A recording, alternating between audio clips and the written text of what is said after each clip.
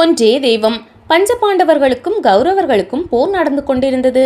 போரில் மிகவும் சிறந்த வீரனாக புகழ் பெற்றிருந்தான் அர்ஜுனன். எனினும் கௌரவர்களிலும் சிறந்த வீரர்கள் இருந்தனர்.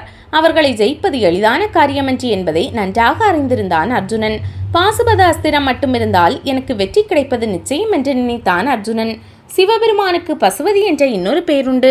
பாசுபத அஸ்திரம் சிவபெருமானிடம் இருந்தது. அதை வில்லே தொடுத்து பிரயோகித்து விட்டால் வேறு எந்த அம்போ அஸ்திரமோ அதை எதிர்த்து வந்து தடுக்க முடியாது. பசுபதியை பூஜிப்பேன், பாசுபத அஸ்திரம் பெறுவேன் என்று உறுதியெடுத்தான் அர்ஜுனன். அவசரமாக புறப்பட்டான் அர்ஜுனன். அதை கண்ட கண்ணன், நண்பா எங்கே போகிறாய் என்று கேட்டார். சிவபூஜை செய்ய போகிறேன் என்றான் அர்ஜுனன். அந்த பூஜையை எனக்கே செய்துவிடு என்று கண்ணன் கட்டளையிட சற்று திகைத்து நின்றான் அர்ஜுனன்.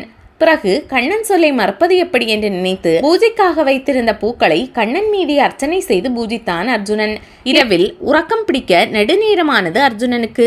சிவ பூஜை செய்யாமல் அந்த பூஜையின் நண்பனான கண்ணனுக்கு அல்லவா செய்துவிட்டோம் என்ற கவலை தூக்கம் வராததற்கு காரணம். நடுநிசையில் களைத்து போய் உறங்கிவிட்டான் அர்ஜுனன்.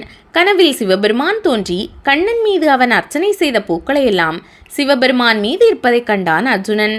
நான் சிவபூஜை பண்ணினேனா? எப்போது? அந்த பூக்கள் சிவன் திருமேனியை அலங்கரிப்பதற்கு காரணம் என்ன என்று திகைத்தான். அப்போது சிவபெருமான் பாசுபத அஸ்திரத்தை அவனுக்கு அளித்து மறைந்து போகிறார். கண் விழித்து பார்த்தான் அர்ஜுனன். தான் கண்ட கனவு நினைவுக்கு வந்தது. பாசுபத அஸ்திரமும் தன் அருகில் இருப்பதை கண்டான். அர்ஜுனனின் உள்ளம் தெளிவுற்றிருந்தது. முகம் அலர்ச்சி பெற்றிருந்தது. சிவன் வேறு கண்ணன் வேறு என்று நான் நினைத்தது தவறு. இரு உருவத்திலும் இருப்பது ஒரே தெய்வம்தான் என்ற உண்மையை அறிந்து கண்ணனை நாடி சென்றான் அர்ஜுனன்.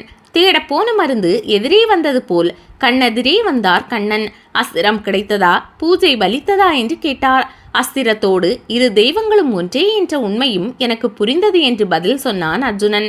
இறைவனின் சக்தி பல வடிவங்களில் இருந்தாலும் அனைத்தும் ஒரே மூலத்தின் வெவ்வேறு வடிவங்கள்தான்.